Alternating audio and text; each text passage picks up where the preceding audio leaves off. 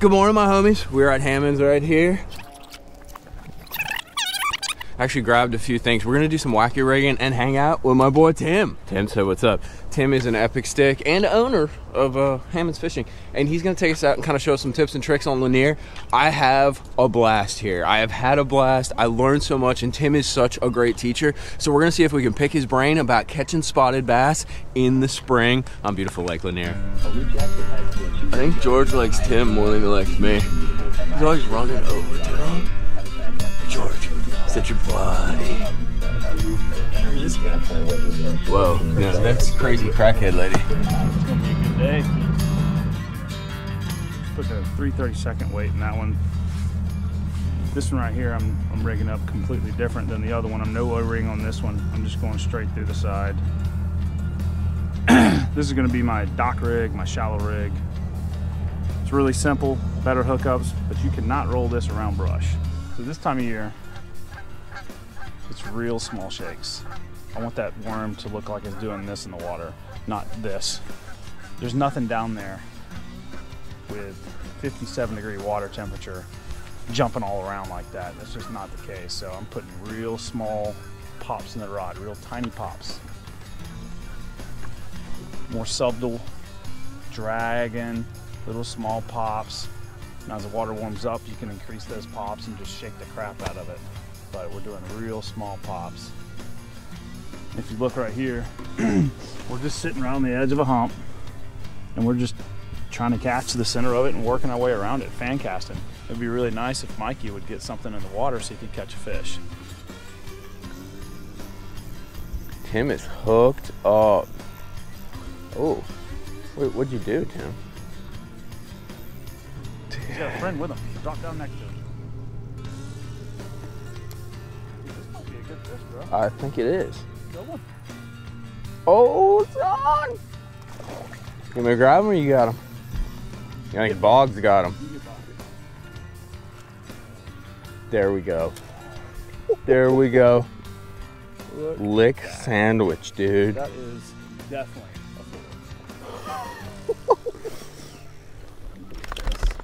So what I want to do, you guys really enjoyed the wacky rig video. Tim is a much better wacky rig fisherman than me, so I want to have him kind of go through his process with the exact specifics of how he approaches some of this wacky rigging on Lanier. So walk me through, what'd you pick up right off the bat?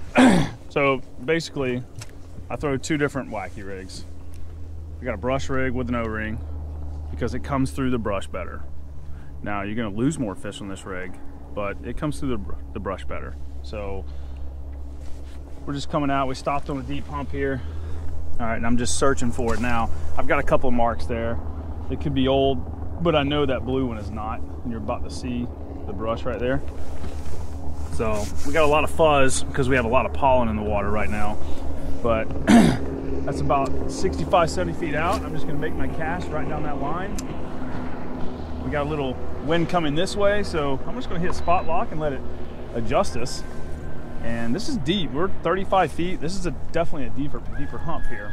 So we're gonna give it one thing I want to ask, like, to get down there. Yeah, because the weight you're fishing, yeah, 1/16. 1/16 in 35 feet of water, yeah, dude. You gotta be patient. You gotta be patient. So, and then we'll go over the shallow rig as well. I call it the side rig just because in my head when I go to grab it, I'm like, where's my side rig? The main thing is patience. Like right now, I threw what 25 seconds ago. I still haven't done anything. I'm just waiting. You're just hanging out. You just gotta be patient. Right now, we're just gonna give them a real slow, subtle approach, something that they're not gonna be spooked by. And you can see how I'm just barely shaking the rod tip. So it's pretty key for me to come out here and do very, very small rod shakes. I mean, I do a lot of dragging as well, even on the top of these humps next to this brush. And I get a lot more bites this time of year, just slowing down. This is like, my dad used to call it smoke a cigarette fishing. He'd pick it up, move his rod a little bit, smoke a cigarette. Pick it back up, work it a little bit, smoke a cigarette. I just take a much more slower approach to it. That's why my daughter's so good at it. She's just over here looking at the sky, looking at the planes in the sky, and she catches giants just because she's easy. That's the kind of approach I want to take when I'm out here fishing for these fish that just come out of that deep water on top of these humps. It's like, oh, that's all Tim does is throw a wacky. Same thing, that high sun gets up. Oh, you set the hook. I set the hook. But it's okay because you got a side rig. Sorry. No little guy. Pretty sure he's doing the same little guy stuff. Yeah. But a nice one. I like this wacky rig fishing. This is fun. He slammed it. The other one just had it. This one, put the music to it, boys. The bass drum, if you will.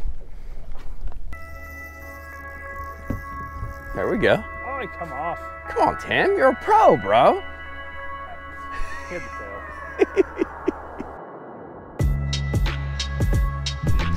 Straight back. Yeah, right. Had it. That one did, though. Oh, shit. Oh, my God.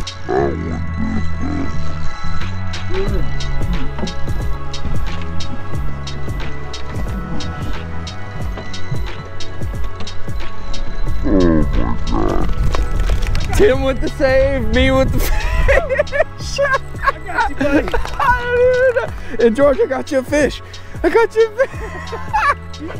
Because he won't last long going in, dude. George! I got you, buddy, don't you worry. Oh, and I got you a present. Oh, he's right back on his A game, dude. Oh my God. Are you all right, bud? Oh, would you fall in? Hey, thanks for saving my dog, bro. All right, Tim, so you talked about your deep water rig, and then you talked about another wacky rig. Let's go ahead and let's break this thing down and tell me exactly what you're using each one for. All right, guys, when I like to get up shallow, I just go with a traditional through the side wacky rig. I'm still pegging it. I'm getting a little weight in there, 1/16, nothing crazy. Just a standard green pumpkin. I typically just stick with green pumpkin almost all year round. For some reason they eat it. I'll go to watermelon red if they're really on bed. I like a watermelon red up there, but I typically just go with the green pumpkin. But I'm rigging this thing just straight through the bait. You know, every once in a while after I'm working it for a little bit, I'll pull it out and re-rig it, just to, that way it's not too loose. If you catch a fish, pull it off, re-rig it, because it will get loose and you will sling some baits off, but you're gonna lose them anyway, so you just gotta go buy more. That's why we have tackle shops. So like Hammond's? Yeah, like Hammond's Fishing Center. Yeah, so just a side rig is what I like. I call it side wacky. It's just easier for me in my head to differentiate what I'm about to throw, but I'm throwing this thing shallow. This is all like 10 foot and shallower. It works really good with a Slinky. It works really good with any of the Elastec stuff. I mean, you can side wacky any of that stuff. So the biggest difference is how you have it hooked? Yeah, so you're just gonna get a better hookup ratio when that hook point has no worm to interfere with it. So with the brush rig, the worm is going straight up the shank. So you really got to have your rod in the perfect position to make that hook set happen. With this one, you don't. It's all hook. I mean, it's gonna go bottom of the mouth, roof of the mouth, in the tongue, all over the place, in the throat. It just depends on, you know, how good you are at fishing it. Sometimes they'll swallow that up and you're not getting it back. So you like to be on your P's and Q's when you're fishing this thing up shallow, but it's just a better hookup ratio. You're gonna go through some more baits. I typically won't use a tungsten on this because I do go through more baits, so I'm just gonna go buy some cheap 1/16 ounce weights and toss it in there, and we're just gonna hit a few rocks and see if we can catch them. Yeah, you're making fun of me for dinging on stuff. Dude, that was perfect. That thing slid back there like a piece of butter. You little guy. Oh, Waxter. Bigger than anyone that I caught thus far. T. It's a 2.5 pounder, that's 4, right? He might be bigger than 2. He's staying down. I wish I could see him with some friends down there. A lot of times, guys, these fish will actually, oh, he is bigger than that. They'll be grouped up, and you almost want to have a second rod with you because you'll see them and there'll be one like flashing with them. You guys saw me catch 2 smallmouth at the same time. The spots will do the same thing, dude, and you can actually like 2-hand catch them. Dude, that was a much bigger fish than it looked like. On the rods, bro. Right in the nose. Example of a side rig. You're gonna lose them when they start jumping. Yeah. But hey, guess what? We caught a fish, and we'll get another one out. We're gonna catch another one. So Tim, we fished a little offshore brush. We fished some deeper stuff, deeper rocks, and we caught some bass. Tim caught the bigger ones, of course. But now we've kind of switched over to the other rig that he was talking about, and this is the side rig, correct? This is side wacky. So we're using the side rig, but let's talk about what you're using the side rig on, because we're on a dock. Where are you focusing your cast? What are you looking at to put that rig in? All right, so we're looking at shade lines for the most part, especially when that sun starts to get higher. We're looking for the shade lines. These fish don't have eyelids like we do. They can't blink. We're looking for the shady parts of the dock. So that's really it. But I'm also using the Panoptics to really tell me exactly where they are. So if I really can't see them on Panoptics, I know I'm going to need to skip this thing. But if I can see them right at the end of the dock, like on the corner there, I'm going to make that cast because my Panoptics is telling me there's one down on the bottom corner. Really simple. And we're using a wacky rig today because we're making a wacky rig video. It's fun. We're catching them too. But it's super easy to present to those things because it's easy to cast. You can skip it. It's super and you don't versatile. have to set the hook. Yeah. You literally just rod tip up and reel. It's that simple.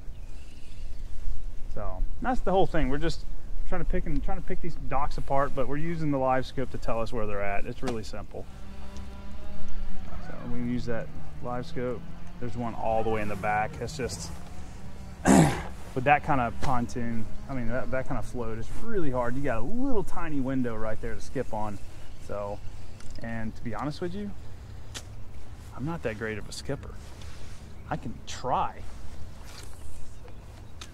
That's pretty clean, buddy. Well, that was pretty good. That was pretty clean. Yeah, that was pretty good. He's like 10 feet back next to that float.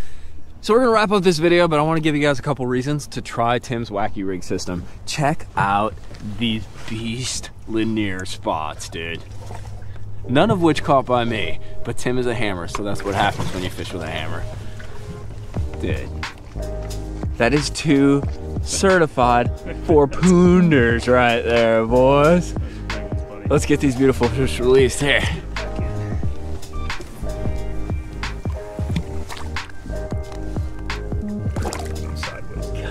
So broad, dude. See you later, guys. I hope you guys enjoyed that. Definitely implement Tim's wacky rig system. I learned a lot kind of walking along with him, having him explain stuff to me. And if you guys got any questions or anything, go hit Tim up. They can find Hammonds on social media, or they can find you on Instagram and that. And try wacky rigging, especially for spring through early summer. We're gonna talk about Neko rigging for deep fish when we hit those, that summer kind of ledge bite and that. But right now, if you got fish that are tough to get to bite, you need something to kind of slow down, fish a lot of different parts of the water column, that wacky rig system is the thing to try. Tight lines, guys. We'll see you back either out on the water or talking tackle. Hit that like and subscribe button. Later.